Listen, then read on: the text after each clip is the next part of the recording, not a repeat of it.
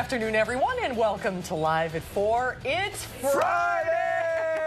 Hey, couldn't be here soon enough. Very happy about that. It's Friday. It's December. Happy December. It's Big Ten Championship Eve. Yep. Everybody's wearing their Badger red. It's 50 degrees. We got the points. What do you say? Poinsettias or poinsettias? Michael Bruno is here. We grew up in Indiana. We said poinsettias. Yeah, I think either way is correct. It's beautiful, though. The crew has done a great job of getting the poinsettias out. It is a great day. Here's what's making news on this Friday.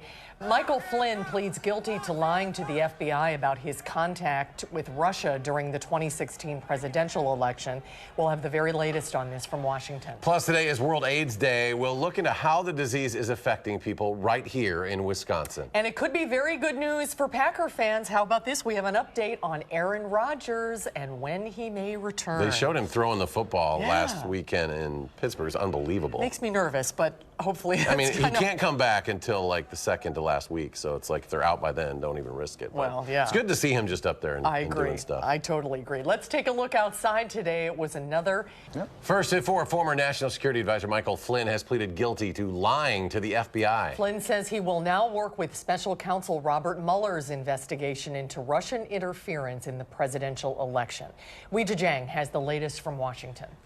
Sources say that Jared Kushner was the person who was the very senior transition official who told Flynn to contact the Russian ambassador. Flynn was released without bail. He faces up to 5 years in prison and a $250,000 fine. The Republican tax reform plan moved a step closer to becoming law today. Despite unanimous opposition from Democrats, GOP senators said they were confident they had enough support to pass the bill. 2 GOP senators who had opposed the bill, including Wisconsin's Ron Johnson, along with Jeff Flake of Arizona, said the changes had been made to overcome their objections, but the bill still has a long way to go. It still has to be reconciled with the House measure before it becomes law. Today, the world is uniting in the fight against HIV and showing support for those who have it. The goal of World AIDS Day is to bring attention to HIV and to encourage people to get tested. Amanda Quintana has more on how the virus is affecting people here living in Wisconsin. Amanda? That's right. Well, although medication has made it easier for HIV-positive patients to live a long and healthy life, we're still in an HIV epidemic. Each year, there are about 230 cases in Wisconsin that are new. About 8,000 people in the state are living with HIV, but 1 in 6 don't know it. There are still a lot of misconceptions about the infection, and people don't want to talk about it. I don't think people know. I really don't. I don't think that there's enough talking about it. Even just misconceptions about what HIV is, how you can catch it, how you can't catch it. Although the rate of new cases each year has declined, it has increased in young men. Last year, 2/3 of newly diagnosed cases were people of color, although that community makes up just 17% of the state. At 6, we will share the story of a local man living with AIDS and how he hopes his story will inspire others to get tested and share their stories. All right, Amanda Quintana in our news center. Amanda, thank you.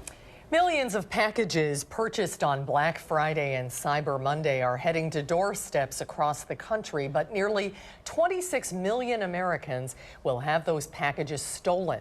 Police say porch pirates have hit homes in the east and central parts of Madison this year. Police say you need to be proactive and you need to take precautions to protect your packages.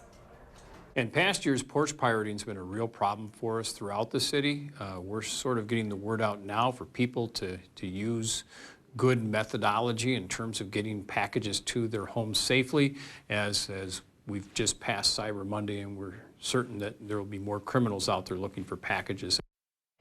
General guidelines to keep your packages safe are request a signature, personalize your delivery. For example, requesting that your package be left at your back door, or see if you can pick it up in a store. The post office also advises never mail cash, checks, cash or checks. Money orders are safer. On Wall Street, the Dow finishes the day off 41 points, but for the week it was up 3%, and that is the best week for the Dow since last December. The Nasdaq was off 26 today. It saw its biggest weekly decline since early September. Well, there's more at 4. When we come back, it's a big weekend for Badger football. Yeah, Wisconsin and Ohio State set to battle it out for the Big Ten championship in Indianapolis. RJ Wilson will join us live from Lucas Oil Stadium. That's next on Live at 4. Stay with us.